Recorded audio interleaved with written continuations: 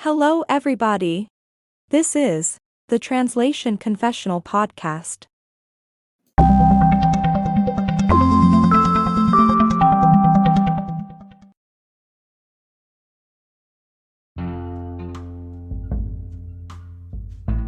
Just an interpreter.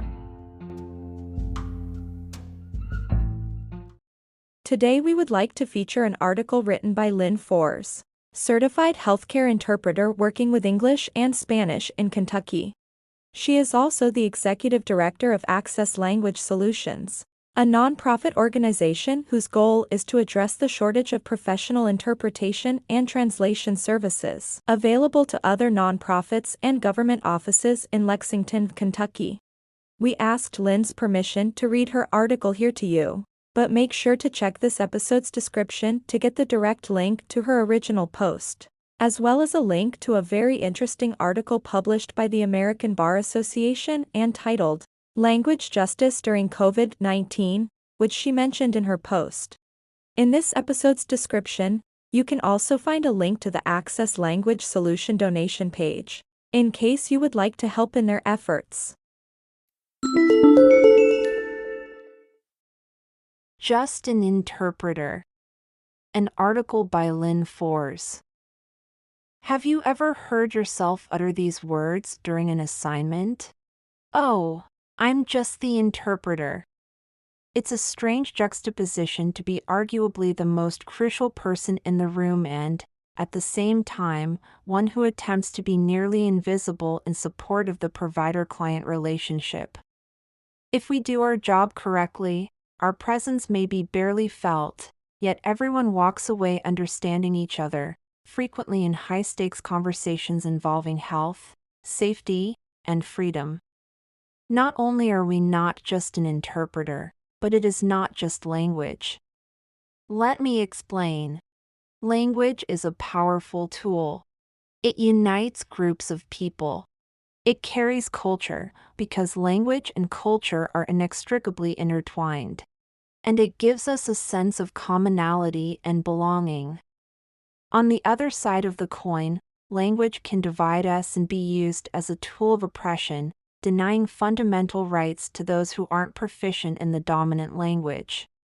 Fundamental rights such as healthcare, safety, protection, and justice.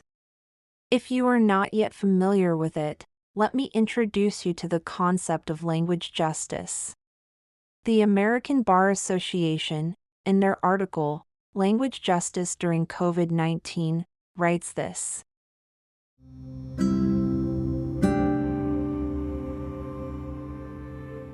Language justice is an evolving framework based on the notion of respecting every individual's fundamental language rights, to be able to communicate, understand, and be understood in the language in which they prefer and feel most articulate and powerful.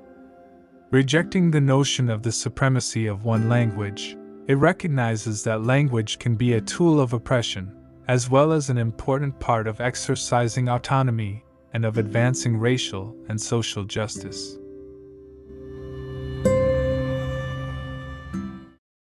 Access Language Solutions, our nonprofit organization, believes wholeheartedly in the concept of language justice expressed in the American Bar Association statement.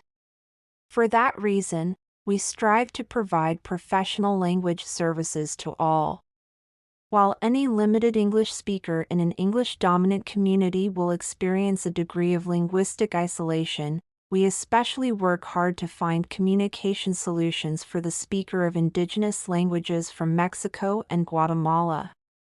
In our region, Lexington, Kentucky, it is quite simple to provide for Spanish, the dominant language in their native communities. However, the same is not true of their indigenous Mexican and Guatemalan languages. We also work hard to increase and improve the language justice infrastructure. We continually offer entry-level interpreter training and financial assistance to well-qualified multilingual individuals. Access Language Solutions services and the linguistic services available to the community are only as good as the locally trained interpreter infrastructure. A minimum of entry-level training and independent language testing in all working languages are necessary before interpreters are given assignments. So, you're not just the interpreter. And it's not just language. You are essential in equal access to healthcare, safety, protection, and justice. Your work allows marginalized communities to not only survive but thrive. You help to even out the playing field for the most vulnerable among us. Interpreters are there to lessen the chance that the limited English speaker loses their autonomy through not having a say in what happens to them. And autonomy is often something we don't think about until there is a real risk of losing it.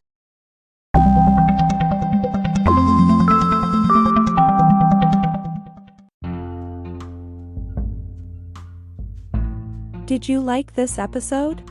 If you'd like to share your thoughts by leaving a voice message, click the link in the description. You can also send us an email using the link in the description. We look forward to receiving your comments and ideas.